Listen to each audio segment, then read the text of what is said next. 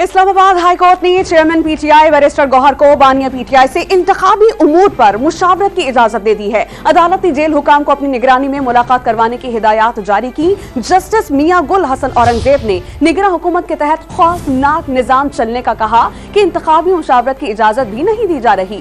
क्या निगरां हुकूमत इंतखाबात को डीरेल करना चाहती है? पीटीआई के लिए इंतखाबी उमूर से मुतालिक फैसलों पर मुशावरत की राह अब हमवार हो गई।